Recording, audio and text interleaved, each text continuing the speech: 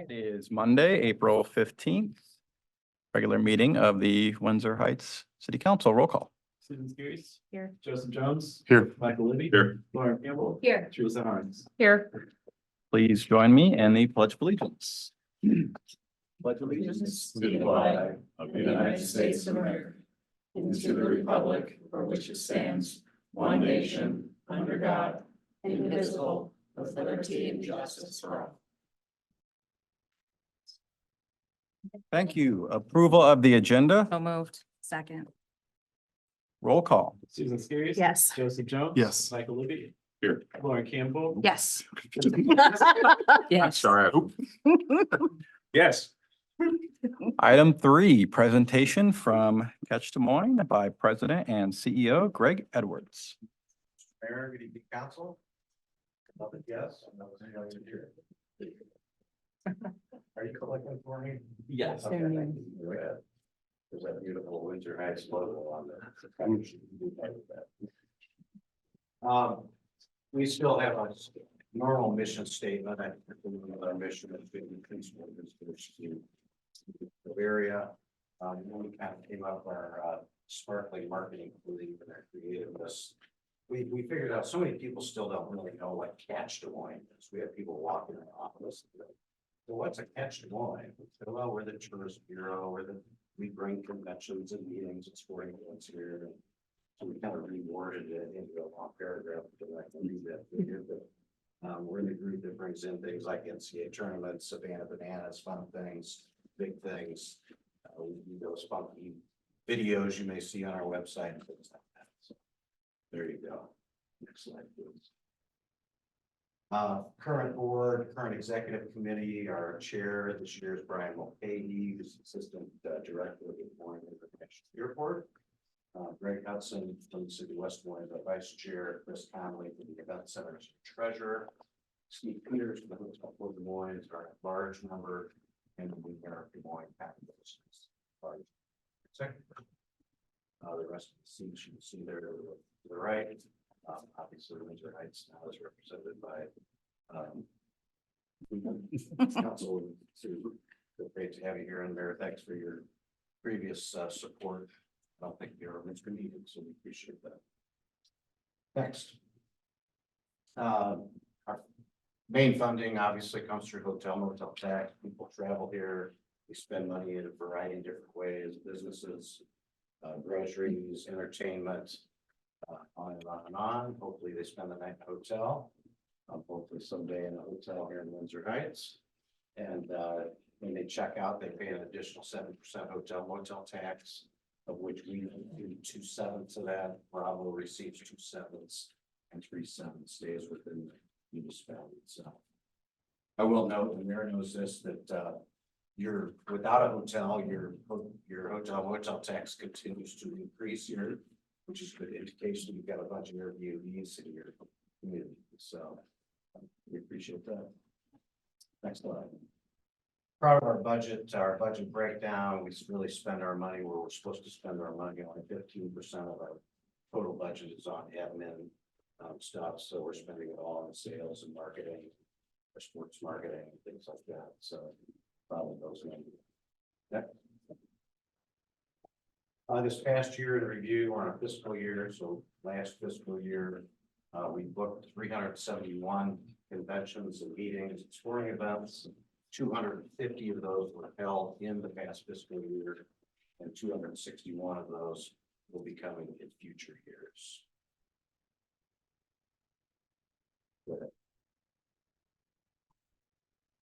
Just a quick review on last year's stuff, everything from the biggies, Ironman, NCAA men's basketball tournament, of course, last year, World Pork Expo, which is an annual event. We did host National Veterans Golden Age Games, which was a huge undertaking, great event to host. We hosted the big USA Rugby women's tournament up West Des Moines, and some other great stuff too as well. Looking ahead into this fiscal year, you can see some of the major things. Happy to announce. I'm not sure if it's Councilman Jones or Libby will be participating in the Speedo Summit. USA swimming. I look forward to that. Look forward to the photo of that. It's gonna be a relay. We'll both do it. After you, Greg. Maybe you can see the rest of the good stuff coming in this year. USA Archery, which actually already occurred out at County Soccer Stadium or County Soccer Fields. Savannah Bananas will be back for three nights this year, 3 games this year. Kennedy Theater, which happened in January, which is a huge event. It's about 1,500 college students. It's a regional event. We're all theater, arts majors, and they use facilities all over downtown, Hoyt Sherman, Civic Center, even some areas in our building, Capitol Square, to Maryland, from ballet to theater to impromptu speaking, those kinds of great things. Really, one of the biggies this summer is we will host the National Speech and Debate Championship Tournament here in the Metro. That'll bring in 14,000 kids. They'll utilize schools, actually in West Des Moines School District, Urbandale, and Waukee primarily for all of their events. So huge undertaking. Just also happens to be the same weekend that that little NASCAR race is coming to Newton. So it's going to be pretty much heads and beds all weekend long, and speech and debate stays for the following week too. They're here for a full week, so great event. We also host this summer the National Junior High School Rodeo Championships out at the fairgrounds, which we hosted in past years, which is another great big event that brings in a lot of youth, a lot of families, things like that. Go ahead, next slide. Just a consolidation of sales efforts. We attend 10 different trade shows. We'll continue to do those same trade shows this year, focusing on different market segments, 3 in sports, so religious market, medical market, small meetings, and then general convention markets as well. We continue to focus on the Washington, D.C. market, which that's where most of the national associations are located, making really at least quarterly trips there with our sales team, doing special events there with meeting planners and staying involved with that community as well. Third-party relationships with companies that do third-party planning like Merritt's Travel, Conference Direct, Helms Briscoe, some big companies out there. We're big supporters of all of those. Co-op a lot of different events with our national governing bodies, national planners, sales calls. We do sales calls all the time. We focus this year on DC. Always do sales calls in Colorado Springs, focusing on the national governing bodies of Olympics, which we've been very successful with. Minneapolis and Chicago are also tagged this year to visit and run some calls. Annual goal is to do 75 annual site visits to the community. We surpassed that goal this last year, and we will no doubt surpass it again this year with lots of visits. We formed a sports advisory committee a couple of years ago where we invite all the local sports people in quarterly, along with Parks and Recs directors and what have you, just talk about what's going on in their community, find out if there's anything else we should be working on to try to drive into the metro area as well. Also, our customer advisory board is a national board that we set up, made up of national meeting and sports planners.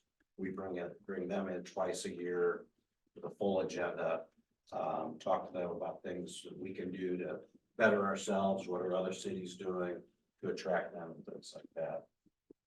And our Catch Champions program, which are our local program. You may be seeing some stuff now on either TV or on the social media stuff called What's Your Jam? And we're asking people, what's your jam? You know, do you belong to a fraternity? Are you on a board for an association? Do you have a religious group that you belong to? We'll bring them to Des Moines because our local people obviously are our best friends really, and we bring a lot of that stuff in. Good. The marketing side, we had a great year on the marketing side. We surpassed really the largest volume of website sessions, over 1.6 million website sessions last year. You can see all of our numbers really exceeded all of our marketing goals last year with impressions, our advertising, and all of that great stuff. So very pleased about that.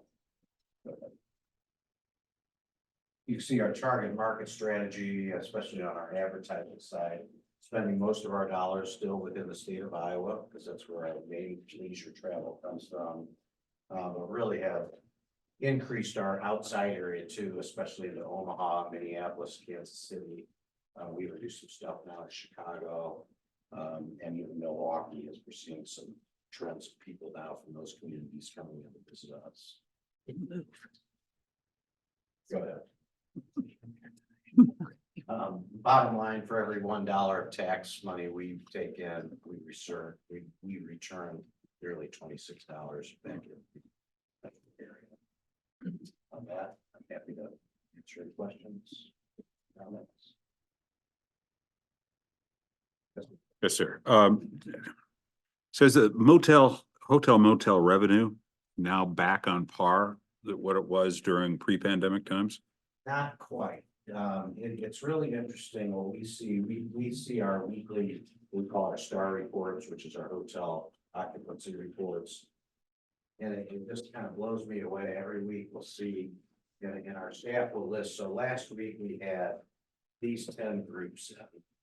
And you look at Tuesday, Wednesday, Thursday occupancy, and we were still at 58%.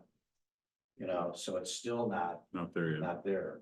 The weekend before last, we ran like mid-50s, low 60s during the week, and all of a sudden the weekend we ran 98% because we had a bunch of stuff in. We had USA volleyball in, we had USA gymnastics. One other big thing in that weekend. So business travel is still not quite getting there yet. When is the rodeo? Rodeo is like the third weekend of June. Yeah. And thank you too, just finally, for helping us out, the National Tractor Parts Dealer Association. But Just a small group, 35 to 40 people, but we felt like we were being treated extremely well and your staff did a great job setting us up. Thank you. good example. Yeah, thank you.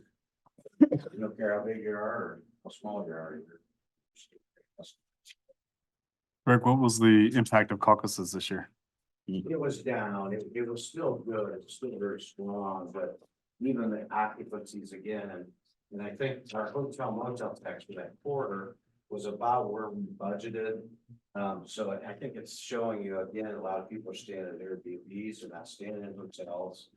But it was down, there were 1,500 credential media compared to 3,000 plus 4 years ago. And I think with just one party too, it had a big effect on it too. So still good. We don't want to lose it. That's for sure. Right. When you came to visit us last, I asked you what convention or activity you would like to pie in the sky bring to the area. So what's your, I felt for like Super Bowl. no, you didn't. Is that where you are now? Yeah. Yes. Super Bowl, so soon as you build an 80,000, you make a mistake. Yeah, I should have been prepared for that because I've got a list of probably 90 proposals that are out there right now. Yeah. Some of which are not real fancy kind of stuff, but there's like big religious stuff we're going after. We're going after the Evangelical Lutheran Church of America convention. There's about 5,000 people. Expands about a week long. There's still stuff. Our NCAA bids went in last year. We'll know later this year. And we did bid on men's basketball again. We did bid on regional women's too. So if we could get 1 year of one and the next year of the other, that would be a really cool thing for us. Yeah. We've been on some of the smaller stuff too with Simpson, like Division III wrestling and some things like that. So Cool. Thanks. Other questions? Thanks, Greg. Thank you. appreciate the partnership. Good to see you. All right, 4A, public hearing on adopting FY25 budget. Motion. Second.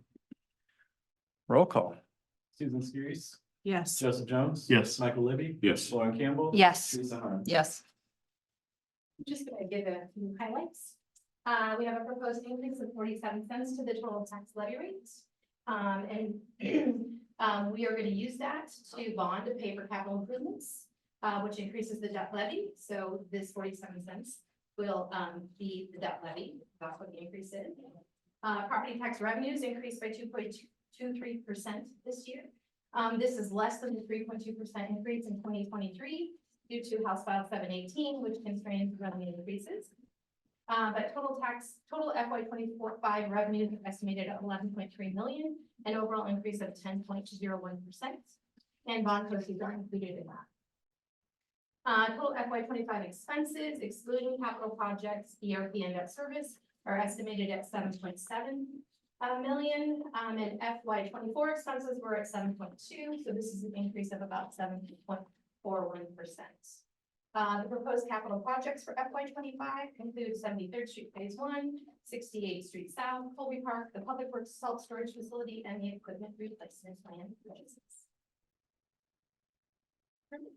Unless somebody has any questions. Is there any questions for Rochelle? Who are you? Oh, No, was there, I don't have the budget paperwork in front of me. I think there, on one of the pages you had mentioned like what the average increase would be on a house at a value. Do you happen to have that number handy? I do, it's in my binder, Okay. but I think the average increase is actually a negative. So there actually won't be an increase from the city's perspective. So Sure. it's actually would go down this year. Based on what, even though it's 47-cent increase, it actually goes down this year. And then from the resident perspective on their property tax bill, what that average increase was. Like if it was like, I think it was said if it like their house was valued at 150,000, this is what it would be. And that was actually down as well. That was down as well. Yes, it would be a decrease Okay, for the city. gotcha. Just from our perspective, not county and this. Okay. So I don't have that information yet. So Rochelle, that would be like the residential property with actual assessed value of 100,000% changes negative 12.23. Is that what? That was the actual, that's what it showed on that max levy rate information, but that was just based on so the answer is complicated, but the answer is no. Okay. It's not negative 12. I think it actually went down by like 7% versus the year before. Okay. Yeah, that formula is that was put in place by the House File, and it really isn't, I don't want to say accurate, it just doesn't give you a full picture of what that really shows. So Rochelle, did you get any phone calls from that card that went out from the state about? Okay. Yeah, it caught a lot of people by surprise, I think. And so what is this? You know, what are we doing? So, you know, it will, hopefully they'll change things just a tiny bit. Maybe, yeah. So it's more clear. You think that is a possibility? It might change anything? I don't know that I get, but I would think that's.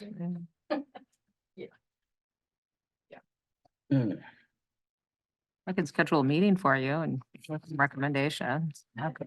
I think it's All right. Oh, man, you find a lot of them.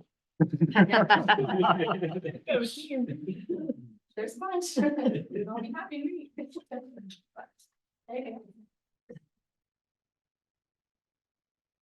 Any public comment? All right, motion to close. So moved. Second. Roll call. Susan Skiris. Yes. Joseph Jones. Yes. Michael Libby. Yes. Lauren Campbell. Yes. Lisa Harm. Yes. 4B, consideration of resolution 2024-28, a resolution approving and adopting the fiscal year budget. So moved. Second. Any further discussion? Or questions for Rochelle?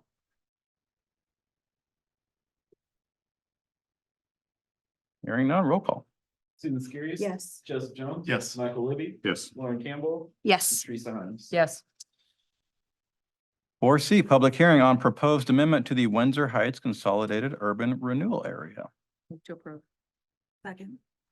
I guess open the public hearing, whatever we're doing. Roll call. Susan Skiris. Yes. Joseph Jones. Yes. Michael Libby. Yes. Lauren Campbell. Yes. Teresa Harms. Yes. AJ? Adam, if you could pull up the urban renewal map just for reference here. City of Windsor Heights has one urban renewal plan and one urban renewal area. It covers the vast majority of the commercial property in the city, in addition to Colby Park and our major thoroughfares, essentially the roads that primarily service commercial traffic or serve as a destination route to Colby Park.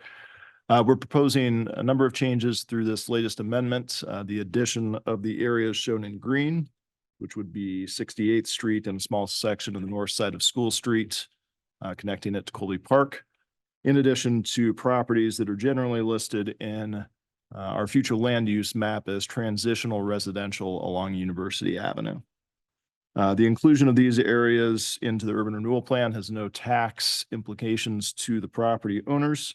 And the urban renewal plan doesn't authorize any expenses or specific projects. Any project that's listed in the urban renewal plan has to go in front of council or through its typical approval process for that project to occur. Just a few highlights of what we're amending or adding as far as projects in this plan. Colby Park was previously referred to in some improvements in the plan. We're updating that to include the full scope of the 3 phases of the Colby Park improvements, the first of which is underway currently. 68th Street reconstruction, which serves as one of the main thoroughfares to Colby Park, proposing reconstruction this coming spring, in the addition to a sidewalk, give people safe access down to the park for events. We're adjusting the cost estimates, the allowed costs for 73rd Street Phase 1 and 2 based off of current engineering cost projections. And then we have several development agreements that are being discussed or potentially in the works. First is the Windsor project there at 63rd and University Avenue. We're authorizing the potential rebate the developer of a portion of their incremental property taxes allowed through TIF, allowing for some public improvements connecting the Windsor Trail system to Sherwood Forest, as well as some potential TIF rebates for redevelopment of Sherwood Forest, and allowing for the potential acquisition of some of the properties that would be added into the urban renewal area if they came on market and if the city council desired to purchase the properties at that time in an effort to aggregate those properties for future redevelopment purposes. One of the projects listed in there is some improvements to the Little Brother building, some addition of a patio space and public art on that building as well. That's a high level coverage of the urban renewal plan. Happy to answer any questions council might have. So I did get some questions about the Sherwood Forest edition today. And I read through this, but I had zero real information to give them because this was only the second time that I've read through anything like this. So they were kind of curious as to what that entailed. It's a concept that's got in front of the Economic Development Committee. It's not fully fleshed out at this point. The idea is to work with Colby interests as well as the adjoining church property owner there to go from a grass trail to a paved trail surface to Sherwood Forest. And then in addition to the renovations that Colby Interest has done there, there's some interest in their side of bringing in some sort of a restaurant or a microbrewery that complements the trail area, has some outdoor accessibility to it. And so if there's some additional investment in that building in that sort of desired type of a project, then there would be some incremental property tax rebate to them for that investment to encourage that. There's also been some talk of some additional park area there or improvements to the creek. It looks more like a ravine in there, but it is an actual creek if you go far enough north on Hickman. Maybe creation of some green space there or elimination some of the excess parking to create some of that green space and just kind of more pedestrian friendly space alongside that creek. So a lot of ideas kind of percolating there. And at this point, we're really just kind of creating the tools so that they have kind of the statement of interest from the city side that they can market to potential users to make those renovations. And when you said the church property, the church is directly to the west of Sherwood Forest. Colby Interest actually sold some of the property that's directly south of Colby Interest to them. And so that trail, that grass trail connection that exists today, the church actually owns a portion of that. And so you need an easement from the church in addition to Colby interest to actually get that paved trail in place. Forget the name of the church, but No idea. Oh, okay, that one. Oh, gotcha. And then, just curious, like the little brother. So I know when I was on the Economic Development Committee, we had like a money that we had budgeted for economic development. Is there still that money there that we could tie into that we could use for that or in? that is the likely funding Okay. source for any city contribution to that project.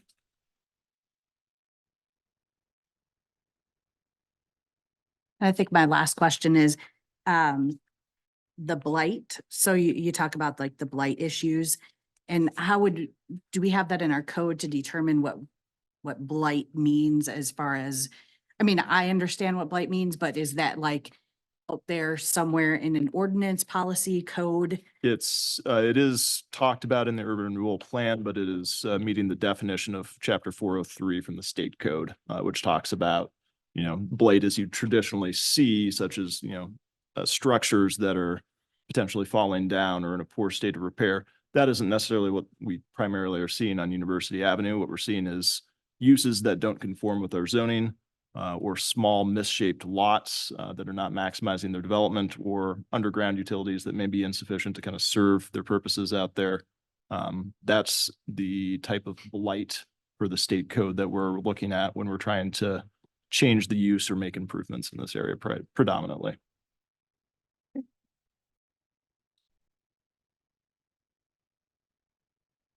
Other questions? Public comment?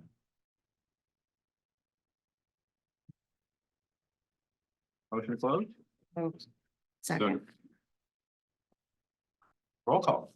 Susan Skiris. Yes. Joseph Jones. Yes. Michael Libby. Yes. Laura Campbell. Yes. Teresa Harms. Yes. 4D, consideration of resolution 2024-29, a resolution amending the urban renewal plan, Second. urban renewal area. Any further discussion or questions? Hearing none, roll call. Susan Skiris. Yes. Joseph Jones. Yes. Michael Libby. Yes. Laura Campbell. Yes. Teresa Harms. Yes. 5, public forum. This is the time set aside for comments from the public on topics of city business other than those listed on the agenda. No action may be taken. Please come to the podium, state your name and address for the record, and keep your comments to no more than 5 minutes. Comment. Come on down. Good to see you, Mark.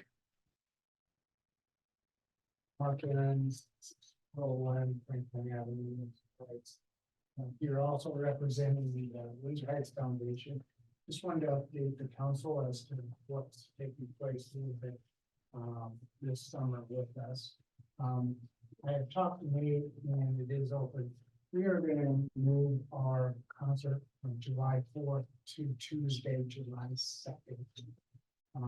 We felt that with the change and with things going on, and not having violence this year, that keeping it in a little more consistent manner on a Tuesday night.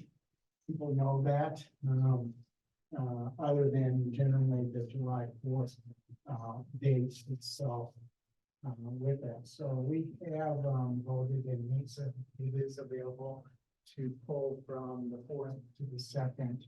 We're going to use a little bit of a motivation, I think, and promotion it a little more as for folks to kick off their 4th of July celebrations a little early on the 2nd. So we are trying to set ourselves apart a little bit from some of the other activities that will be taking place as the 4th approaches closer. We also have we have moved the band. We're looking at doing some other family activities, such as inflatables, cooling for the kids. We've thrown out best dress 4th of July outfits. some of the best dancers, who knows, on that, just to bring down a little more family activity to it. One of the things that we felt helps out a little bit, both for ourselves and the city on that, it should save some money. So we're not having to double time or time and a half for the staff itself. For the fourth, and so it'll be a regular Tuesday night activity that way. It also gives some of the staff off that hasn't had that. I know Susan passed that situation with her husband. So it will allow those to have a little more time. So personal note, actually gives me for the first time in probably 12 years on that. My wife and I have our anniversary celebrated together. So we still are going to hold 7 concerts. We're kicking off with the ice cream social. We're going to welcome all the council people to be involved with that in some way, whether you go around to some of the neighborhoods. We are looking at ways to actually distinguish you in a manner that allows you to get out with the public and see that. That's still under discussion with how we want to distinguish you. Our first concert is on Beth. So with the 7 concerts, we'll actually end in August on National Night Out. She generally will be in charge of with that. Otherwise, our band on the 2nd May is, we're planning on having it run a little bit longer. We're still working with the band for time. So we may, we're considering and they're considering moving up a little bit in time earlier in the evening and run a longer concert. Normally that is the case on the 4th of July anyway, because we start generally at 6 and end anywhere from 9:30, 9:45, because fireworks can go out. Yeah. We also may have some exhibitions of various activities. Is there any questions on that? Questions? The ice cream social is the 23rd. It's, yep, last Sunday of the month, Awesome. and it's 2 days prior to our first concert. Well, thanks for extending out the 4th of July festivities. We're looking forward to the 2nd. All right. Thank you, Mark. Thanks, Mark. Any public comment? All right, item 6, consent agenda. So moved. Second. Roll call. Stephen Spears, Yes. Joseph Jones. Yes. Michael Libby. Yes. Lauren Campbell. Yes. Teresa Harm. Yes. 7A, consideration of Earth Day proclamation. In light of the upcoming Earth Day event. Wrote a Earth Day proclamation. I wrote one. I did. Oh, I was like, we have a miscue here. Susan. Panic. Just to see you panic. It worked. Stephen Spears. Yes. Joseph Jones. Yes. Michael Libby. Yes. Lauren Campbell. Yes. Teresa Harm. Yes. 7B, consideration of Westcom National Public Safety Telecommunications Week proclamation. Move to approve. Second. AJ? Or Our guests arrived just in time.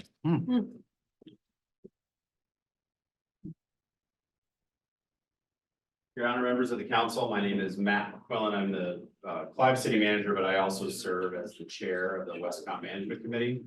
So of the 6 cities, which Windsor Heights is the newest of the 6 cities in the Westcom network, the city managers represent the 6 cities on the management committee, and then appoints a chair to serve in that role. This will be my last year as chair in the rotation. I've been chair for about the last 6 years and will be appointed new chair later this year. Be a different city manager of one of the 6 cities. But here before you tonight, of course, we have the proclamation before you for Telecommunicators Week. Public Safety Telecommunicators Week, but we also want to take the opportunity to provide an update, kind of a regular update of what's going on with Westcom activities. Chief Mentola will go through the majority of that update. But as the management committee chair, I just want to, first of all, thank Windsor Heights for your investment in the Westcom system. I know as a new member community, it's important for us to make sure you're seeing that investment and the worthwhile nature of it in terms of the support that our dispatch center provides your public safety frontline responders.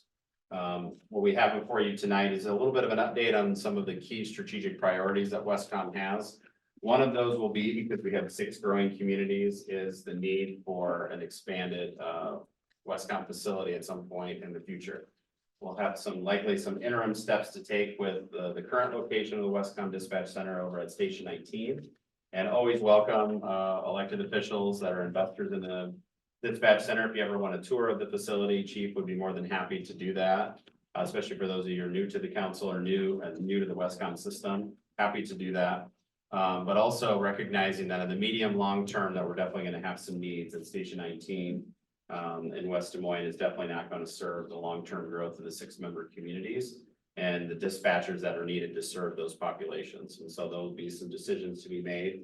Our hope is about a year from now, as Chief will talk about related to the facility, that will come back at the next update, annual update, with a lot more detailed framework and information of what that could look like, to start introducing some of the bigger policy questions for the 6-member communities of potential allocations that will be needed in future capital improvements budgets or operating budgets, depending on whether it's a purchase facility or even an option that we're looking at as a leased facility. As many of you know, there's a lot of commercial buildings that are available in this metro area with kind of the pandemic change of remote work.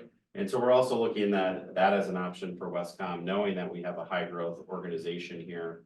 Is there some flexibility we want to seek maybe in a larger facility, existing facility that could serve Westcom's needs? So a lot of details to work through. We're just starting to bring on some of the professionals, whether it's an owner's rep and some design consultants to help us work through the feasibility of what that facility question looks like.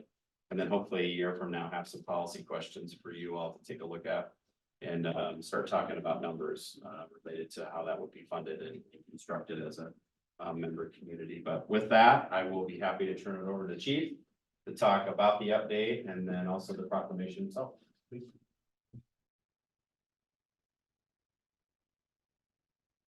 Thank you for allowing us to come in front of you this evening. I am Chief Mentola. We'll go through the slideshow a little bit. It's kind of a highlight of where we're at and where we're going. And the first slide will be a me slide, all about me.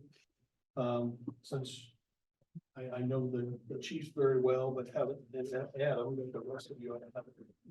I did spend 22 years in the United States Air Force and retired from there. 17 years on volunteer fire rescue and EMS organizations, rising to the rank of Division Chief of Safety and Training. And the last 27 years, I have been doing consulting in public safety. Here's the pedigree. Started in 1997, locally down in Southwest Missouri where I live. Moved on to working 5 different states as a GIS lead project manager. From there, back to Missouri as a executive director of this huge 911 center in Dade County, Missouri, with a population of 4,000 people. Average call volume of 5 calls per day. Wow. And no deputies, no volunteers after midnight. So it was a nice peaceful place to be with a new center. Left there and got hired by a company called Advanced Concepts to be the lead project manager in Washington, D.C. for the new Unified Combined Communications Center, which is all EMA, all the 911s, plus all the mayor's call centers. So we took in human resources, we took in the library, we took in social services, we took in the tow and recovery service. Everybody came under our umbrella. From there, also while I was there, I did other projects like nationwide GIS data collection for Amtrak. Which was a very fun project, getting to ride the rails across the whole United States, me and 3 other people collecting data.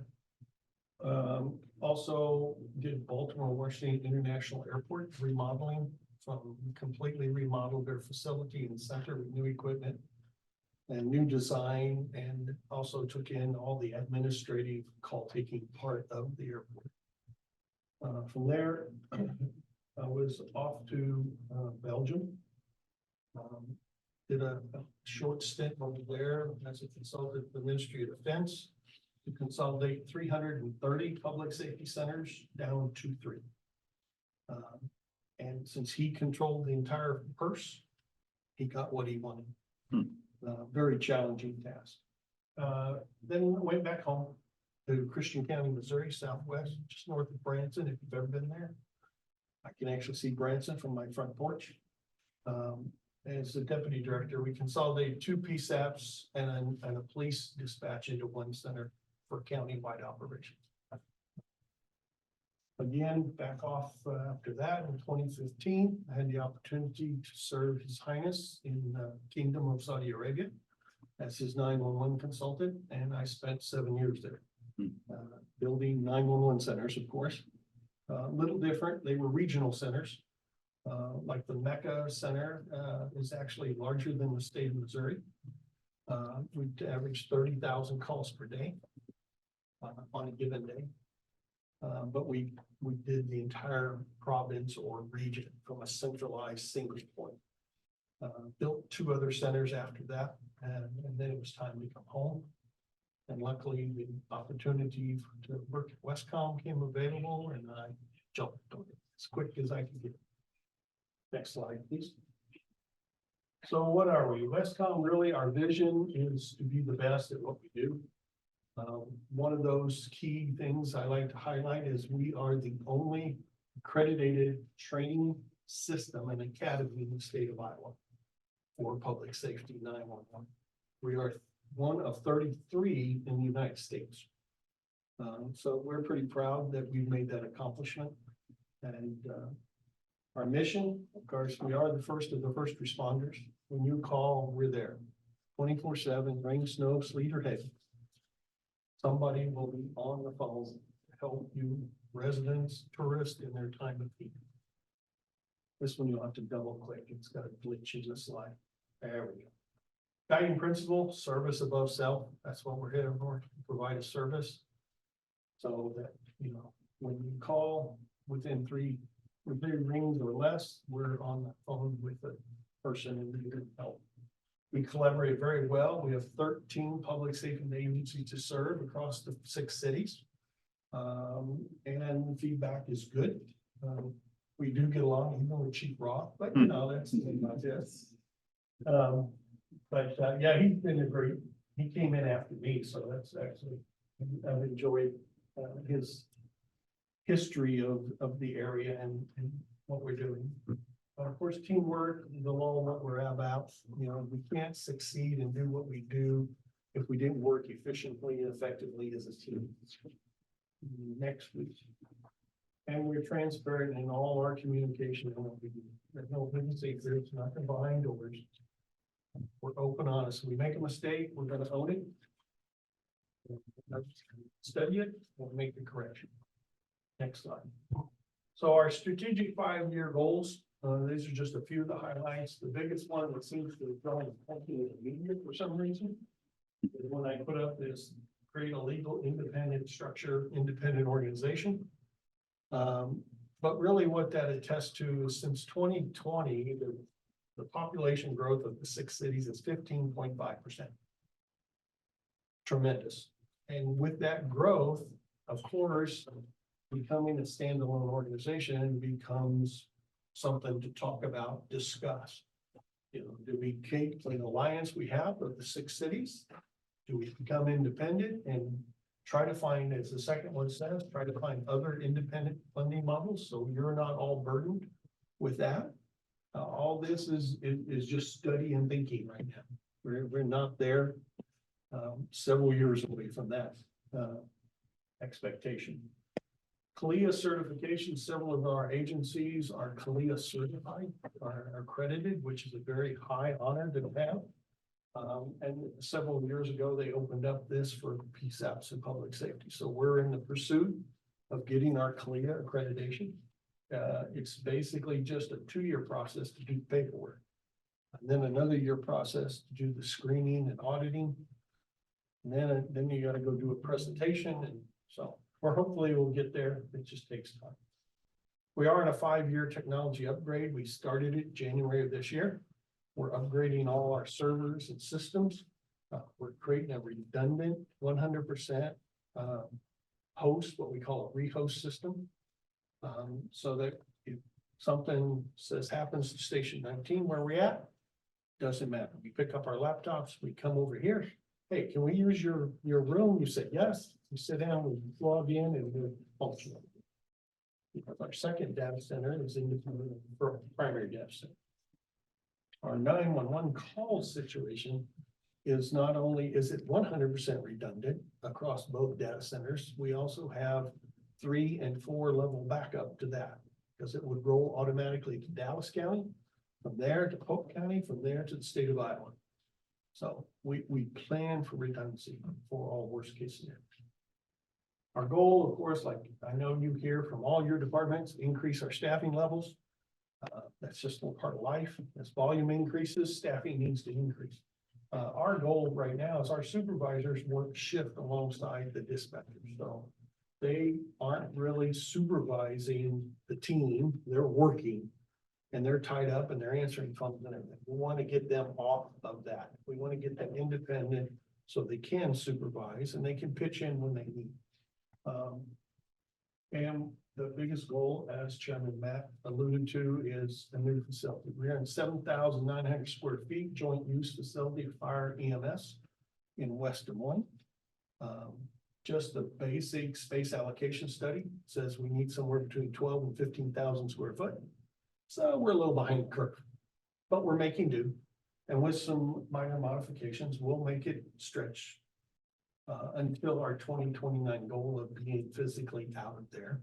And we'll convert that to a backup center in case we have to evacuate the new.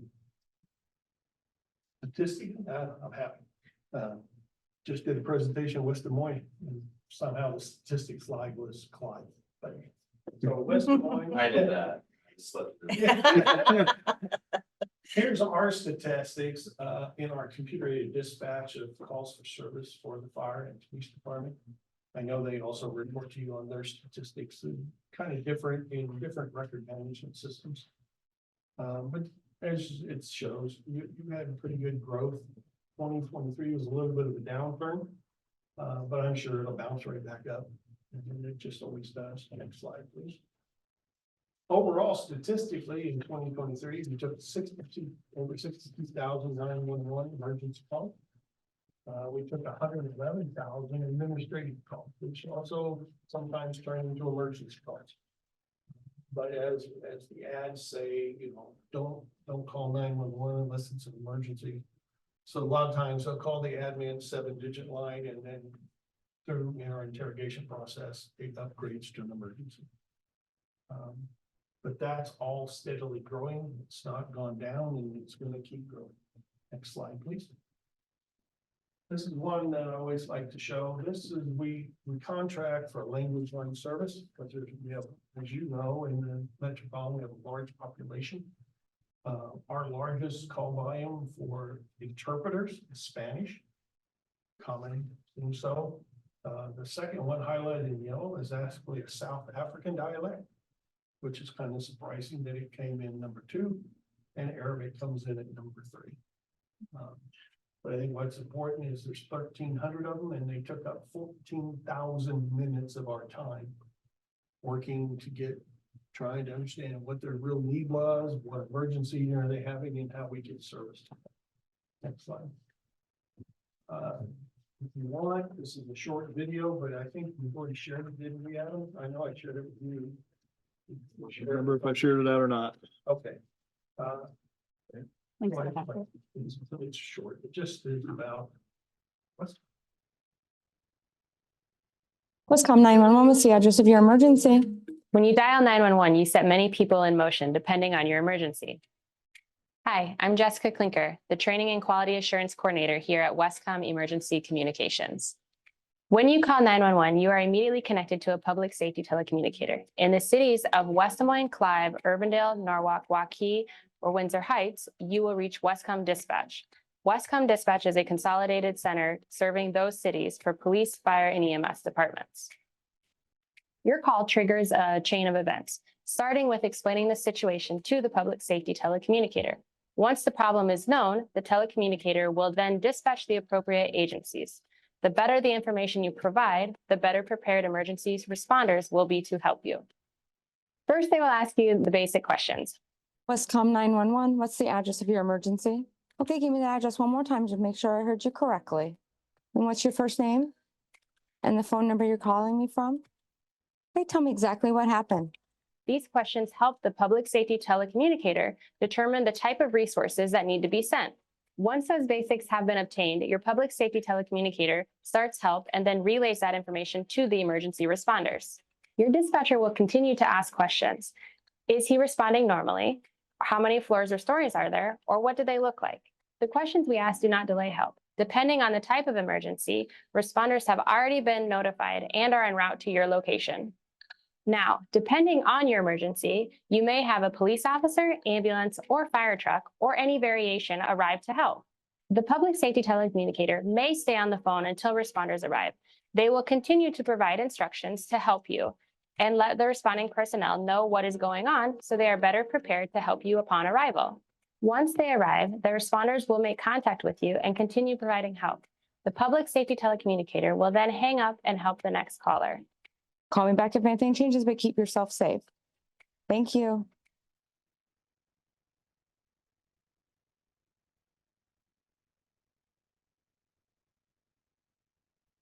Yeah, we did that relatively quick this last year.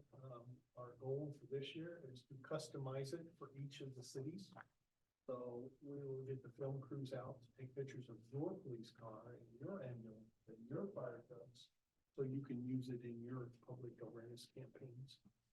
Next slide. And it's just contact information. Adam or the chiefs know how to get a hold of me anytime, 7 days a week. Do you have any questions on this? Yes, sir. Chief, how many of the telecommunicators are bilingual or multilingual? We had 3, we're down to 1, internally. Okay. But it's part of our recruitment campaign to seek bilingual people. Chief, yeah, my daughter was just there. Went on a 2.5-hour tour. Okay. Of the facility. And so she comes back with this report. She said, it is just an amazing piece of work that you folks do. And she did talk about something, depending on what the question is, are there predetermined answers to those questions? Yeah, what she's referencing is called protocols. Yes. We have emergency medical and emergency fire protocols, nationally recognized system that we use, so that it's standardized question and answering to ensure we get the right apparatus, the right level of service to that person, whether it's a paramedic or instead of 1 a police officer, it may be 2, things like that. So yeah, standardized processing, that way everybody gets the same quality of service. And we do a very good quality assurance of that program. And our overall average is around 97–98% accuracy, which all helps in our accreditation process and quality of service. Thank you. I noticed the, obviously the text to 911 has increased over time. Is there a good number of those situations that can be resolved fully via text, or do many of those convert to a phone call? You know, it's a very good question. I don't have the answer for you, but I can look into it and get back with you. I'll send you an email. Okay. Thank you. Other questions? So I just wanted to say, that I think you guys do great work and I appreciate all of that. So a couple of questions. Well, I'll make a comment, then I'll ask a question, but I don't think people realize the role of 911 dispatchers and or telecommunicators and how it's changed significantly really over the course of, I would even say just the last decade, right? And so just everything from well, we just saw in that video, the multitasking, the multiple screens, being able to manage and watch that.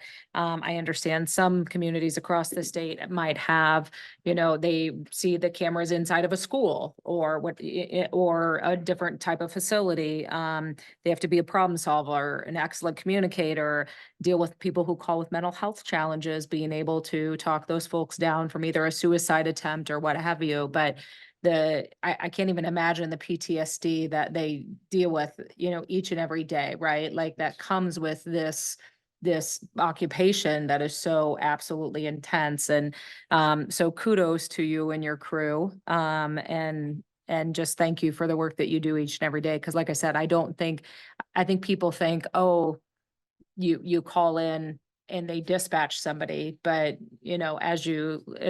when people see what the role actually is in staying with, alerting the officers, hey, when you get on scene, this is what's going to happen and how that works. And just the role of that person is just so dramatically different than I think what people think, or that what it was even probably even 5 years ago. Yeah, the amount of training that we need to provide mental health, not only for our own people, but for them to provide service is increased dramatically. To give you an example, we were at the statewide conference last Monday, Tuesday, set with 2 dispatchers from another county.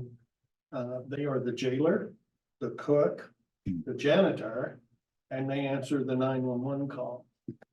Now, yeah, they're very small. They only take, maybe 50 calls in a day.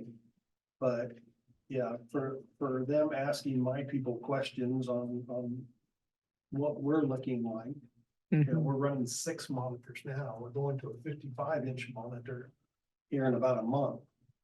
Just because we need to manage all these applications and we need them to blend together and work seamlessly and transition. So thank you. So, you said a 15% growth, population growth over was that what you said? Since 2020. So that's pretty significant. How many full-time staff do you guys have right now? We are able to have 41. Okay. We're currently 5 telecommunicators short.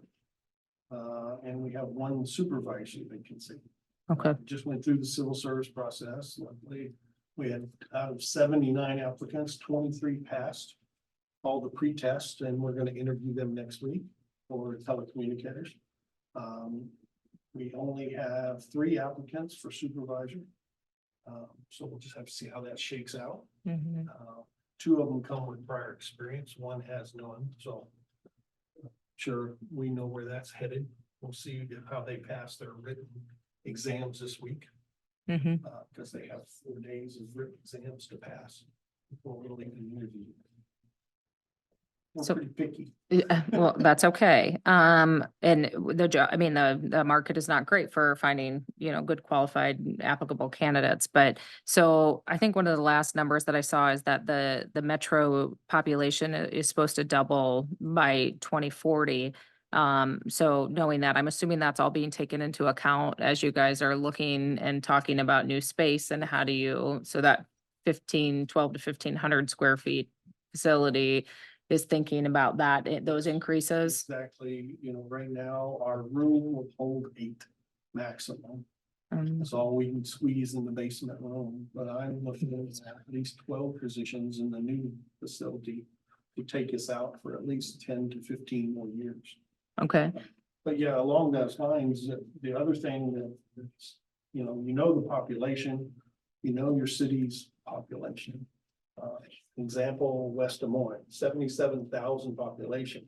Monday through Friday, the population during the business days, 122,000 people. And I'm sure the other cities have that influx too, somewhat. There's also a little over 4,000 hotel rooms in the 6 cities. Last year, they were occupied at 61%. During COVID and before that, they were down to 33%. So we can see the increase, as we go along, and I'm sure that's gonna be, that's my, sorry. Jeff's the only man, he needs to take his pill. That's in the front box.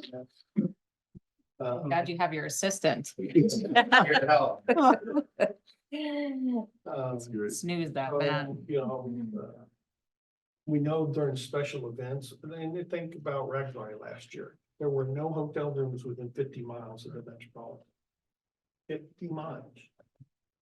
So as we increase and draw people to the cities with new parks, recreation complexes and all. Those, every one of those, the majority is gonna have a cell phone and need service at some time. We have to take that into account as we build our population growth and our facility growth. So one last question in that same vein is, so we have 3 centers that serve Polk County Yes. right now. And so is there, I know, for example, Lynn County built out and it represents Lynn County and they're, surrounding all the communities and they serve that. Are there any conversations, and you probably couldn't tell me anyway, but about creating one larger infrastructure to serve the entire area, or are we better served with the separate, just I guess maybe your opinion? We'll answer this in 2 questions, just. Sure. We had a visit from the state police about a month and a half ago and met with us for 8 hours to see how we did what we did, how we do what we do technology wise and so on. Lynn County's coming next week to do the same thing, to find out who we are, how we operate, how we function, how do we do what we do. And I'll let Matt talk about that bigger picture of. Yeah, in terms of the 3 PSAPs that we have in the Des Moines metro area, the Polk County Sheriff's Office, the city of Des Moines, and then Westcom. I think in terms of an infrastructure, one thing that is happening right now is we all have our own computer-aided dispatching systems. And it would be really good if the 3 dispatch centers at minimum can see the other units for the other communities that are served by those dispatch centers. And that's happening right now. In fact, we're in testing phase of those, what we kind of call a CAD to CAD connection that we're working on through the 911 service board, that we received a state grant to do so. So we're moving forward with that. Then there's been some also conversation down the road of having a common CAD system that all 3 dispatch centers, in terms of infrastructure of having all located in one spot. I don't see that likely in the near term. It's also kind of putting all your eggs in one basket too, from a location standpoint. And also because we have such varying service level expectations of communities, that I just see it in maybe the short to medium term, that's going to be challenging to do. But I wouldn't necessarily say that it isn't. It's definitely possible. We've had some things that have happened over the last 5 to 7 years with the city of Des Moines choosing to go over to the Motorola ISIX radio system, which is Westcom was basically the foundation of the state system. The state came to us when we switched over to our digital radio system and created the brains of the system. And they basically came to us and say, we want to learn from you. And they bought the brains of our radio system that is actually the brain of the statewide radio system. So a number of years ago, Des Moines had made the decision to convert over to the Motorola system. So we are seamless in our communications with Des Moines. And Polk County may make a similar choice at some point in the future. So there's pieces of this very complex network that is starting to come together, but in terms of a kind of a physical shared location, I don't see that necessarily in the short to medium term, but I think we've seen it happen in other parts of the country where all of that has come together, but it's just a question of, do you put everything in one location, or do you have get down to 2 locations at some point in the future, and how does emergency management flow with that? Because I've seen centers in other parts of the country where you have the emergency management center with the main dispatch center for the area, and it's all kind of one nerve center for the whole area. That's a very hardened facility to be able to do that. So what's the right mix for the Des Moines metro area, I think is still yet to be determined, but we are making some steps on these technology connections. And I think that's part of the evolution, I think, of dispatch centers. Is I don't think the physical connection all in one spot is going to be as important as the technology connection, because as the chief was talking about, we could pretty much move, if something were to happen in one facility, with the way systems are being set up today, I put it only hit the 5 minute stage, so. sorry. That the way things that are being set up today is you can be, if we needed to be, can be fairly remote, as we were talking about earlier. And so with that, I think it's more about those technology questions, connections that are more important than maybe the physical connections that maybe folks would assume in terms of efficiencies. I think the technology piece of us being able to see a unit in Des Moines or a unit in Johnston that are on two different dispatch centers. If we've got an incident on the interstate between Urbandale and Johnston, so our dispatchers are able to say, hey, we know there's a unit available in Johnston that can come along with that unit in Urbandale. That's going to be what's really going to make a difference and get that response there as fast as we can. That answer your question? Yeah, no, and that's really great to hear, because I know that's one of the things when we were having conversations about transitioning over to Westcom, Chad McCluskey, we'll curse his name. Happy, we love to rough, but my point about that was and really moved us there, which was really important because we were operating on 2 different systems, right? And so we probably know as well as anybody else that not having those, not being able to communicate efficiently because you're in 2 different, somebody's still on the rotary while the other person's on their cell phone and they don't know how to connect, right? And so that makes it really a challenge. So that's exciting. I'm glad to hear that, because I think that that's definitely how we need to move, my opinion, and how we need to move in the future here to be more collaborative, more cost effective, more efficient with resources that are so limited. When you're sitting with, I didn't remember how many 5 empty, staff people, we realize that in our fire departments and our police departments and everything else within our whole public safety sphere, that we're competing for the same staff people. And so how do we maximize those resources so that, and keep our costs in check and all those sorts of things. So sorry to get on my soapbox, but thank you so much for this. It's really good to see all of this great evolution in this space. So good work. Congratulations. Thank you. Any other questions that we can answer? Just want to add that I appreciate Westcom coming to like our fall festival and having talks with the community there. I think it's important for the kids to come out and, oh, this is a 911 dispatcher. If I call 911 because mom is having a medical emergency, this is who I'm talking to. And it kind of helps a little bit maybe ease their fears, when you can actually see a person. So I think, it's great to have. I know that there's always been lines every time I've walked past the little Westcom booth. So we appreciate you coming out and supporting us with that and providing radios for the event as well to kind of keep us as safe around as possible. So definitely appreciate that. And I think as somebody who, has been in law enforcement, I think the 911 dispatchers it's probably one of the hardest jobs in my opinion, because you're you're going through the stages. But when the police officer gets there, you're basically done except for the radio traffic.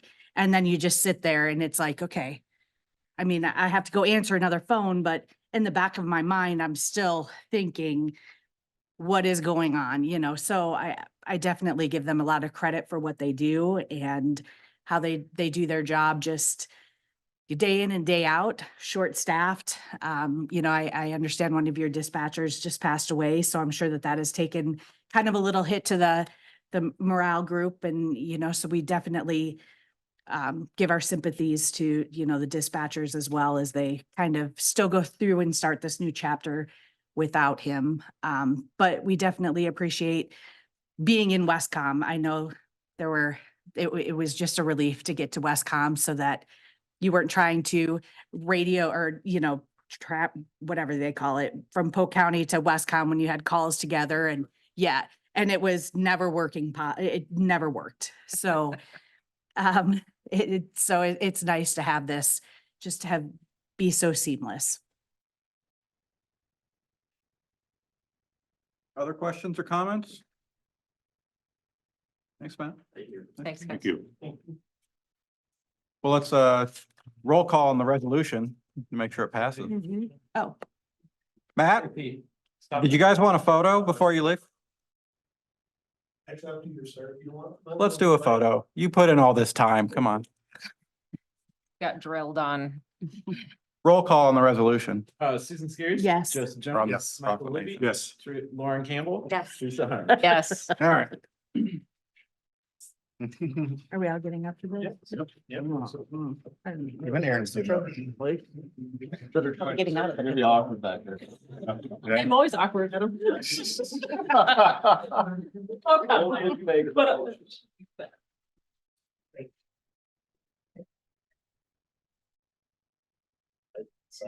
Correct. Council in the middle. Take care of your kids. I'll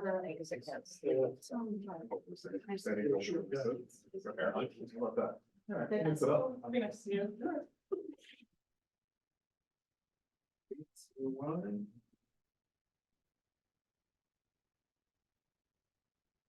Smile, smile. Thank you. Thank you. Thank you, Jim. Thank you.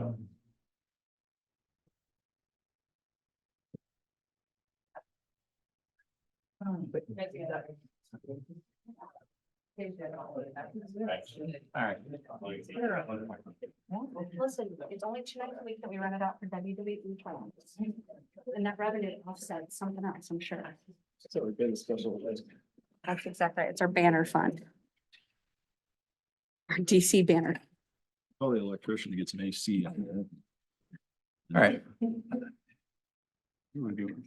7C, consideration of the first reading of ordinance number 2024-03 and ordinance amending chapter 136 governing sidewalk regulations. Move to approve. AJ. This is a cleanup of our current sidewalk ordinance chapter. We've met as a staff and Public Works Committee, gone through some legal conversations to do a little cleanup here. I'll just hit the highlights again. Feel free to stop me or ask any questions as I go.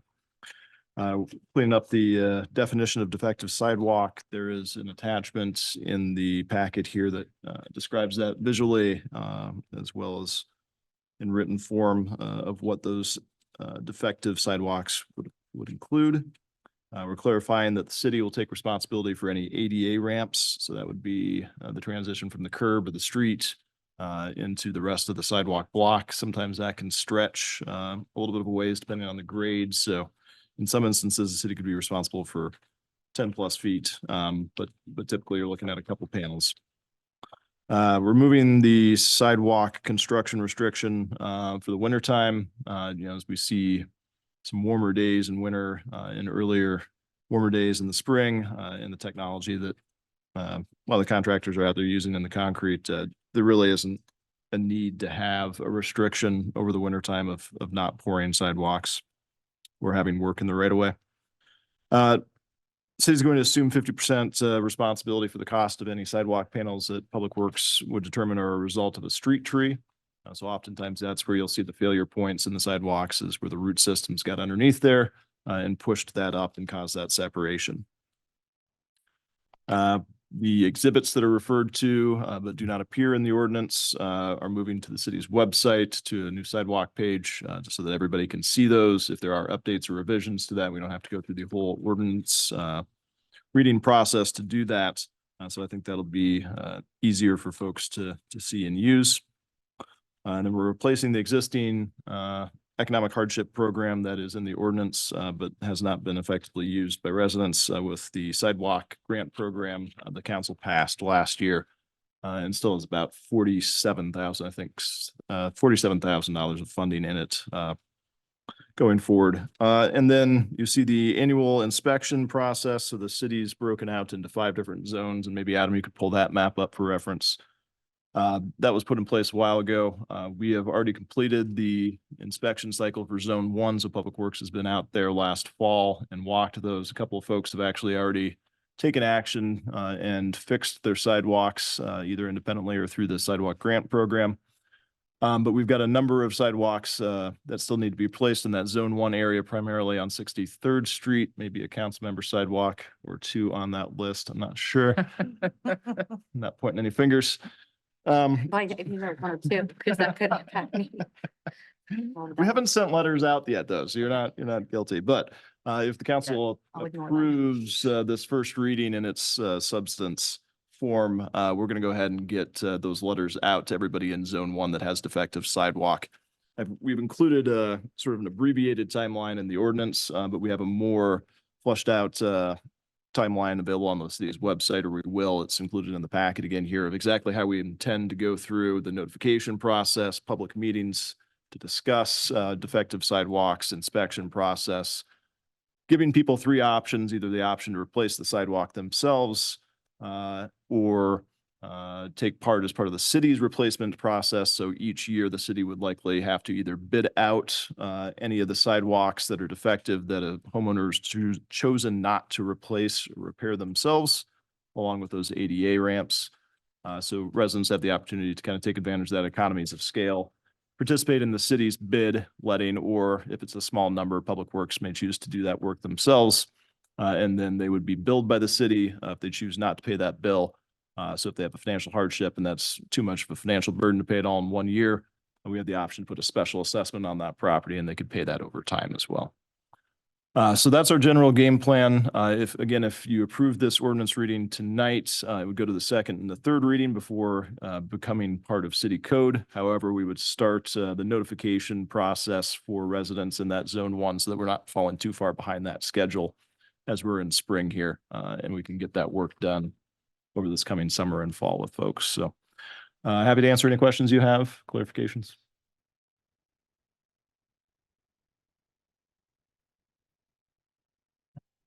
On the map, there's still an old zone 1 under zone 5. There is indeed. We'll get that fixed. Good eye. Question on the timeline for the annual inspections and the deadline of July, is that, are there any other cities that are, do you have any other communities that we're mirroring those baselines off of, or policies that other cities? Pilfered heavily from the city of Johnston's No way. sidewalk policy and their maps, of which Bolton and Mink has also done some work for. So fortunately, we have some expertise in the room here of how that process works. I actually live in one of the neighborhoods that's going through that assessment process right now as well. And it seems to be going pretty well. Just, I don't know if you have any additional comments, but. Yeah, this is on a small scale compared to what Johnson's going through, so. Sure. Yeah. I know that property near me, they at one point, a previous owner had received notification from the city. This is many, many years ago. And they told the city that it wasn't financially feasible to replace the sidewalk at that time. And the issue kind of went away, I guess, for lack of better words. And so thinking about just a February to July timeframe for somebody that could be looking at a $6,000 to $8,000 project, that could be a crunch. I like the idea of being able to opt into with the economies of scale with a city related project for a homeowner. But I think also considering giving them an extra year to save and budget for that, if as long as it's, I don't know. I think that more than that window of time could be. We looked at that, and it becomes a delicate balance of trying to take care of a zone in 1 year, and it is fairly compact in some of those ways. I guess the reason we decided to stick with the schedule as you see here is the Johnston bids per panel came back at about $275 per panel. So you'd be looking at a really long sidewalk, and some people do have, a corner lot, that'd be still a lot of panels though to get to that large of a bill.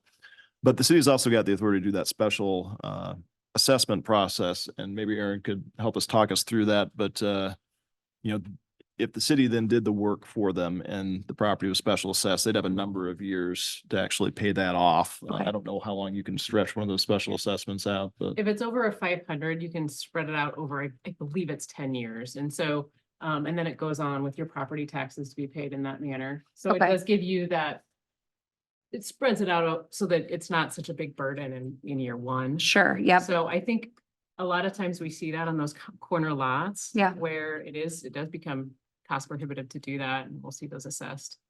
And it's paid over years. That makes sense. Okay. We did discuss that about the hardships. And then because I said, well, how much, because I have no idea how much it costs for sidewalk square. I mean, and so when I heard it was, maybe $300 a square, well, if you're only doing like 4 squares, that's $1,200, so that was kind of where, And there's the grant program. And then as the well, grant so up to program. $1,000 off. so. Still a burden, don't get me wrong, but. try But not- then when we did the special assessment, it was like, okay, this makes sense. There's enough opportunity for our residents. If they can't pay for it right up front, we at least have given them options on how to kind of look at things.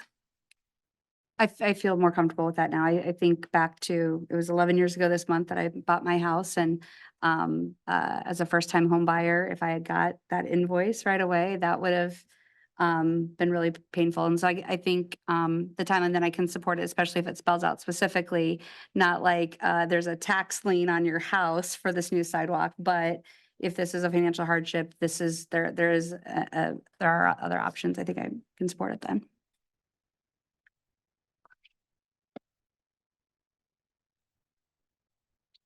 Other questions or comments? Hearing none, roll call. Susan Spears. Yes. Joseph Jones. Yes. Michael Libby. Yes. Lauren Campbell. Yes. Teresa Harms. Yes. 7D, consideration of the second reading of ordinance number 2024-02 relating to the stormwater drainage. Second. AJ? There's been no public comments on this, and there's no changes to the draft ordinance. Any questions or discussion? Hearing none, roll call. Susan Spears. Yes. Joseph Jones. Yes. Michael Libby. Yes. Lauren Campbell. Yes. Teresa Harms. Yes. 7E, consideration of union contract with IAFF Local 5274. Move to approve. Jim or AJ?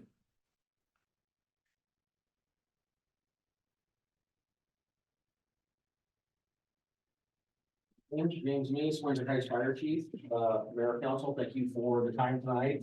Quick update on the union contract. I feel that, Adam Plaguey and myself, along with the help of Ann Steinzek, have come to a good agreement for a contract signing with local 5274. With respect to our taxpayer base and our investment with the community, we feel like we've reached a good contract. Some of the basic updates is we have a 2-year contract lineup with PD. Cleanup of language now that our staffing model has moved from a public safety director to a fire chief. So there was quite a bit of cleanup on language there. The union requested New Year's Day holiday be changed to New Year's Eve. We got that taken care of. We did make a note in there that it was at their request. Wage rate change to allow for higher delivery of service.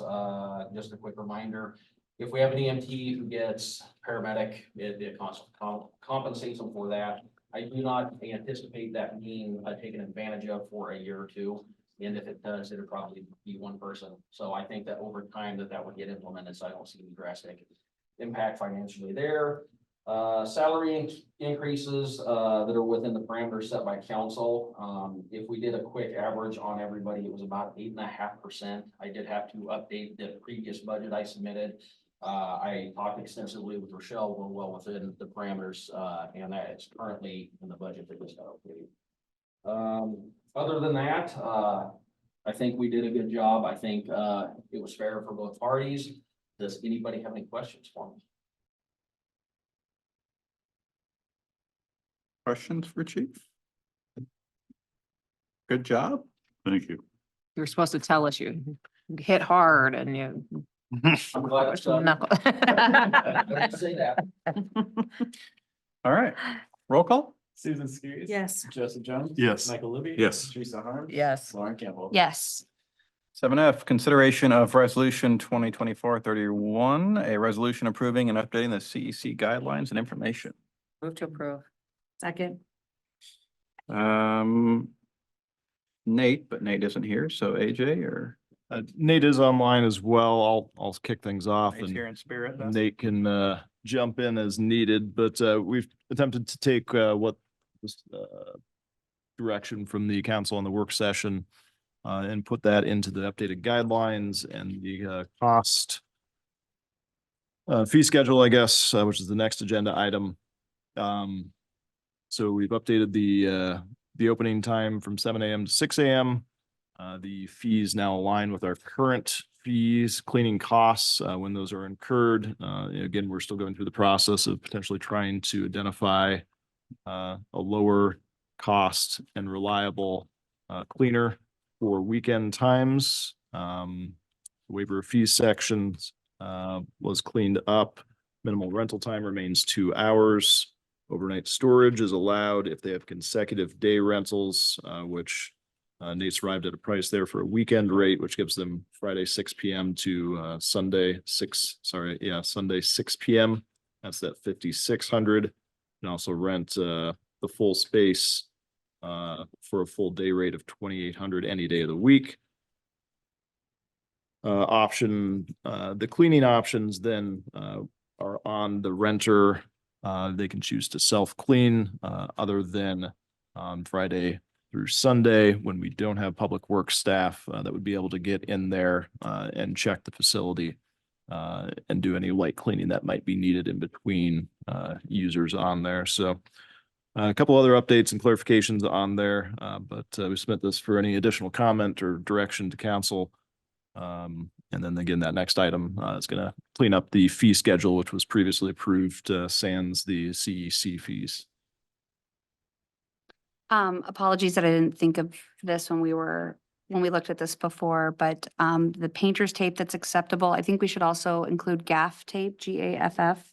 DJs will use that to secure wires so that it's not a tripping hazard. So let's save the blood stain cleanup from somebody not tripping and knocking some teeth out, I guess.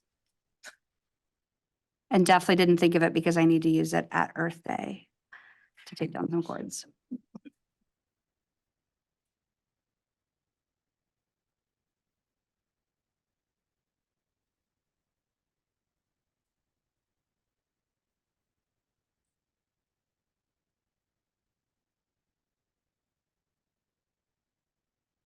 That's my only revision, sorry.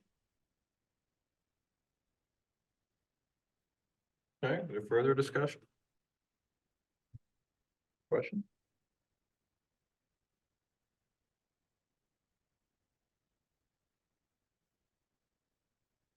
Just one. I floated this at our work session about adjusting the rates for residents. And I don't know what numbers would be possible, but I did take the opportunity to set these out. And I went off of what we are calling the resident, non-resident. I'm sorry, the resident nonprofit rate. And I think one of the things, if I can speak to this, that we currently do have residents and we're collecting taxes from them for property taxes. And I thought that if there is a nonprofit outside of Windsor Heights, or, we're giving them, well, a gift of a lower rate. So I started with a 50% cut on that rate, and then a 40% and a 30% cut. Marketing tells us that people will start to respond to something at at 20 to 25%. So the numbers are in front of you. And again, I took that off of the resident, non-resident rate. $112 would then become $56, $67.78 for 1/3. I think what I was thinking of is there may be some residents in our community.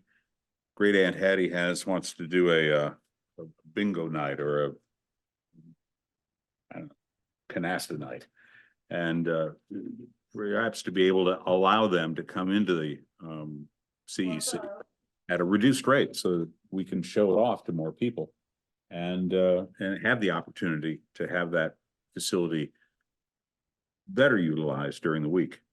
So that's my thought. And I know that Nate, you mentioned something about coming off of the regular rate, but I came off of the nonprofit resident rate.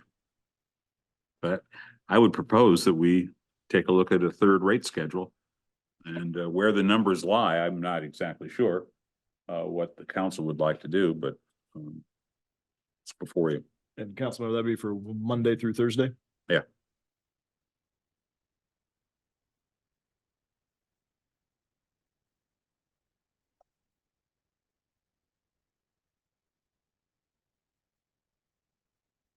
So this would be a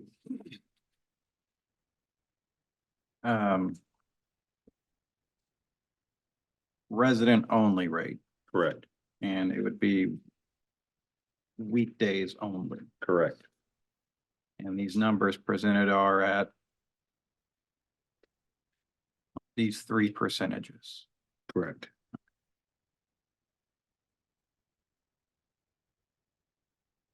Thoughts, council?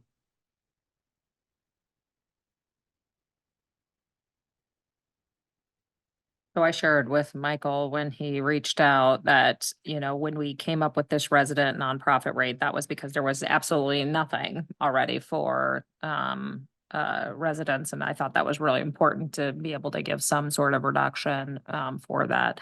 I'm not opposed to additional reduction. I do think it probably should be off the non-residential rate as opposed to the already reduced rate, because that it's like a double dipping of rate. I mean, you get the reduction off of the already reduced rate. And so I think my biggest thought, or I guess feedback on this is I'm open. I'd love to see people in there more during the day, especially when we know it's not getting used. So if there's an opportunity to generate some more revenue during the weekday times, I'm open to that. I think it's great. I don't know how these compare to what the Gianovetti Center charges for residents. I know we talked about it. I just don't remember what they are. How is it comparable to something like that? So that would be a question. What are the other residential rates for surrounding communities that might be helpful? Do they have a minimum rental hour requirement? If so, what is that? And then I would base it off of the current what are we charging already? So I'd do it off of that. That's my initial feedback. At that level, if we come off of the regular rate, for example, the third space minimum 2-hour rental at 50% would be $65 an hour. So you can change that. The next would be $78, then $91. 2/3 space minimum 2-hour rental, $78 an hour. 2/3 space minimum at 30% is $109.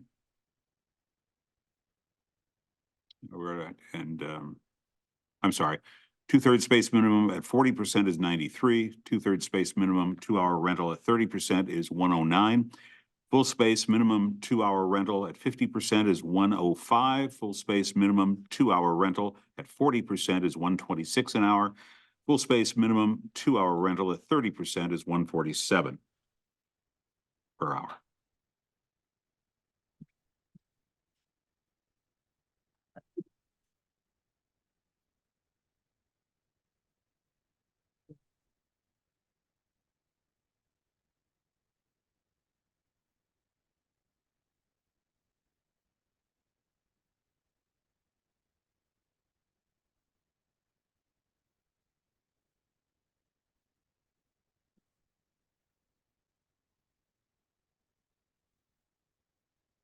I think there's an appetite for it. I know that when I was doing a lit drop last year, that was something that someone stopped me to ask about, that they missed that back in the old Colby Park days, renting the old shelter building there for significantly less than it currently is at the CEC. I think it could help the utilization at the CEC and resident engagement, and daytime resident events, I'm imagining, probably won't add too much to the expense to clean. I can't imagine, I doubt they're bringing like a chocolate fondue fountain or something, right? That could potentially be messy there, so You don't know what kind of part it is. that's true. But Keep we an do eye have on their harm's credit there. card, So Yes, we do. That too.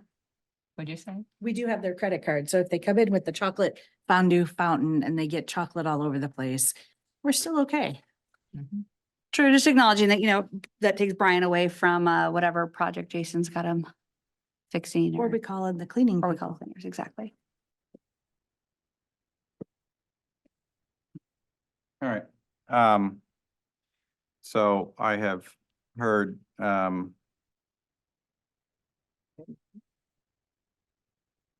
entertaining, or we're entertaining these numbers. What are we going to, approve a third tier, or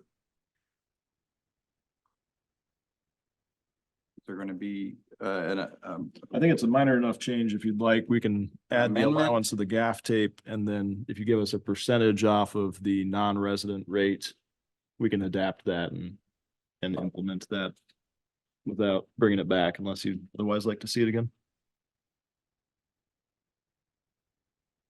or do you want, because I know at the work session, Nate had provided and I'm trying to find it, whatever work session or whatever conversation that was. Nate had provided the fee schedule for all the other minimum, rentals. I don't know, Nate, whenever that was. Wasn't that at the work session? Isn't that Well, in that what, paperwork? when was that? 2 weeks ago? It was Monday, March 25th. Okay. So I know that packet included the rates, the minimum requirements for how long, you were expected to rent it out and.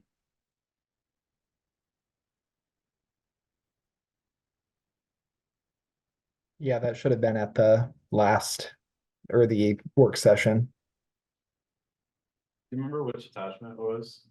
It's on the CEC staff report, Yeah. bottom page, bottom 2 pages.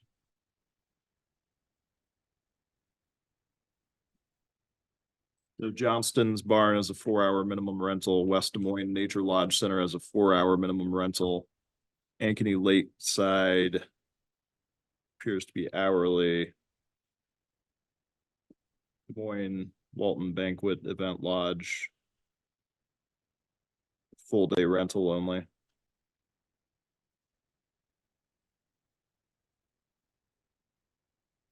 Do we have Urbandale's Gianovetti Center? I don't I think, don't believe that was on that report, no. 3-hour minimum. 3 for- hour. Yep, and that they only allow 8 to 4 PM for that 40 per hour with a 3-hour minimum for residents. And it's $40, Mm-hmm. 8 to 4 PM. Okay. I knew it was something like that.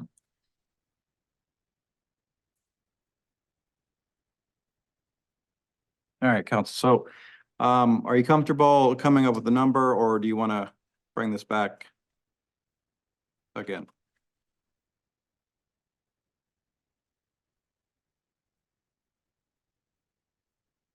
Well, since I brought it up, I'm pretty comfortable with it.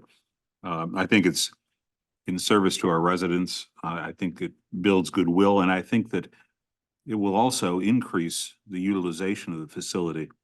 And, and I just believe that we're all elected to serve, and this is a way in which we can be assistive to the people who already live here in our community. And so what is the number you're proposing? Well, given the number I just heard from the Giovanetti Center, I think the CEC rates that I first laid out that come off of the rental rate for nonprofits and residents, that would fit pretty well, I think. I think it was $40 for 4 hours, $40 an hour with a 3-hour minimum. 3-hour minimum, yeah. So, which is below the numbers that I've shared with you here. How big is the Giovanetti Center? How many people? Smaller. Smaller, yeah. much. It's not as, I mean, I don't want to say it's not as nice, but it doesn't have the fireplace. It doesn't have the ambiance. Right. that Our CEC has. Plastic tables. Yep. it's- So can we go? I photographed some lovely weddings there. No, I've rented I'm not it. saying I've that. rented it a I- lot. I agree, 30%. Can we go with 30% and just see how it goes? Get it down. 30% on the resident rate or the non-resident rate, like Teresa.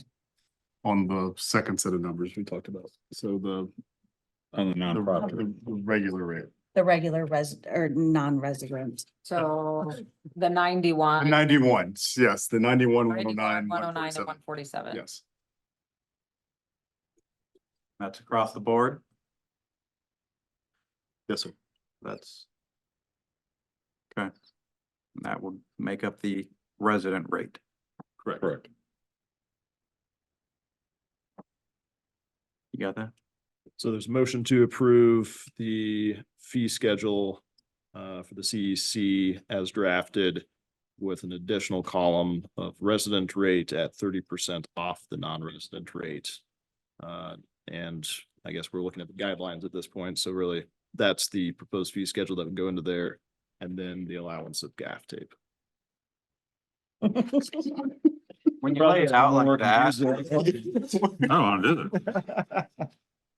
You are all getting gas Chaotic tape for inception. Christmas and it's very expensive a roll, but you're all getting some. It just sounds like. Like that. Well, it specifically calls out painter's tape and it says all tape is not allowed. And as a vendor who is signing contracts with wedding clients, and then they're like, oh, by the way, you can't do this totally normal thing, creates a problem. But yes, that is the understanding. So whoever made the motion and second, are you willing to amend your motion to that? Harms and scaries. Yes. Yes. All right. Is there further discussion? Thank you. Roll call. Yes. Justin Jones, Yes. Michael Libby. Yes. Lauren Campbell. Yes. Teresa Harms. Yes. 7G, consideration of resolution 2024-32, a resolution approving an updated fee schedule. I assume that needs to be a change. Same adjustments. As So- amended, I move to approve. Second. Further discussion? Hearing none, roll call. Yes. Michael Libby. Yes. Joseph Jones. Yes. Lauren Campbell. Yes. Teresa Harms. Yes. 8A reports. Mine is included in the council packet. Ms. Harms. MAC met, but after our last meeting, got a legislative update, just real quick, the per diem ends tomorrow for the legislature. Still no joint budget targets. The stormwater bill was signed into law that day. I don't think there's really anything else of major significance that is impacting cities that we need to, that we're the vinyl siding one did pass. Again, not sure it is really something where that impacts us significantly. And then I've been getting a lot of questions about 73rd Street, of course, and with those notices that went out. So that's been filling my inbox, as well as the updates on the Windsor. So lots of good stuff going on. That's all I got. Campbell. Getting things ready for Earth Day this Saturday. Looking forward to seeing everyone there. WHAM early bird registration discount is open and our first half dozen or so have signed up. And in my limited scientific research, the first 25 people that sign up for a 5K actually run faster. So go ahead and get signed up as soon as possible to have the best times. And Greg mentioned earlier that the National Speech and Debate Tournament is going to be hosted here in Des Moines. And they are honoring my former coach and mentor and the person who taught me to be more effective when arguing. You're welcome, the late Timothy Sheaf. So I'm very excited that the National Speech and Debate Association is hosting their event here, where they're also headquartered. That's it. Libby. Thanks. From the I got so much stuff to do department, I was fully intending to go to Dan's party. And course, when I read Jason's email, I saw 2 p.m., didn't read noon. And so, of course, I showed up at 1:45 in the afternoon folks were already leaving. I attended the Icon Water Trails Board meeting on the 9th of April. An interesting conversation that they were having was water quality in Iowa. And I thought it was quite interesting. The report focused on fecal matter caused by both animals and humans in the two biggest offenders were Beaver Creek and Walnut Creek. And when asked about the flow of nitrates into the water that has closed beaches and other streams, I was told that a fast-moving body of water will make those nitrates disappear. I hope that's accurate. The decision of Icon at that meeting was that more needs to be done to inform the public about the safe water that we have in Iowa. I visited at some length with a resident who's interested in serving on the Windsor Heights Board of Adjustment and encouraged that.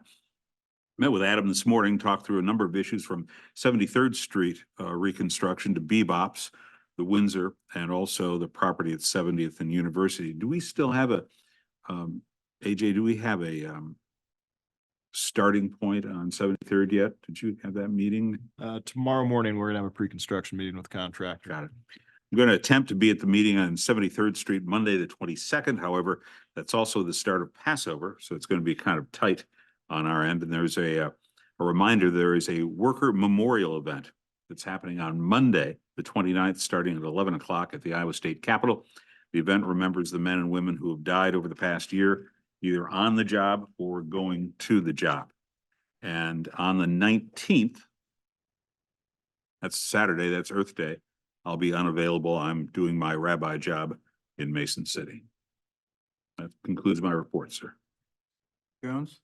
A week from tomorrow, we'll have our public hearing on the budget for DART for FY25 in the afternoon.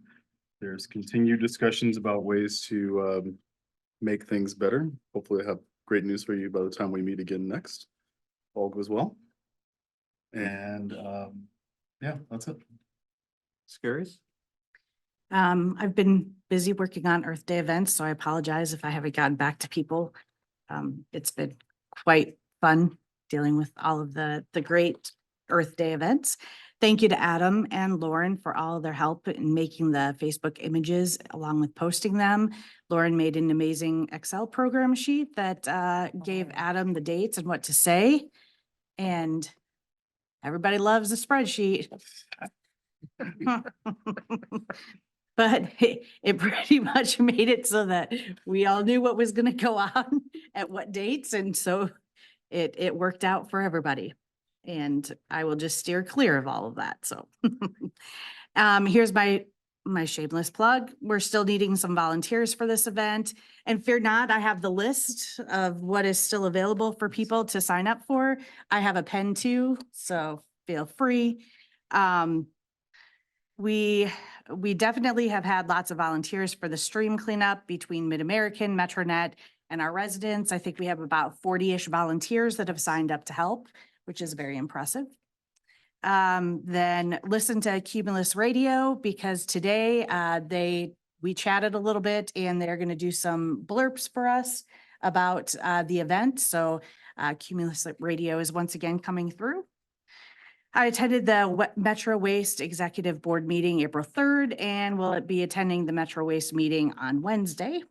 On Thursday, I will be attending my first Catch Des Moines meeting. Then on Friday, there's a special events committee meeting, and I'm hoping to attend the Homelessness is a Housing Problem with Greg Colburn as the speaker. I'm still waiting to hear back from some of those on the committee to see if we can move the meeting to 9:30. I mean, 2 of the people are in the room that still haven't responded, so no, you're good. I mean, I'm not calling anybody out or anything, but you know. Anyways. Looking at me. Yes. Oh. Okay, I thought there was, okay. And that's it. Nothing to report other than we'll be taking a look at how the legislation for the stormwater impacts our current ordinance. And you may see some revisions as a result of that. We look at the furniture in this room as well.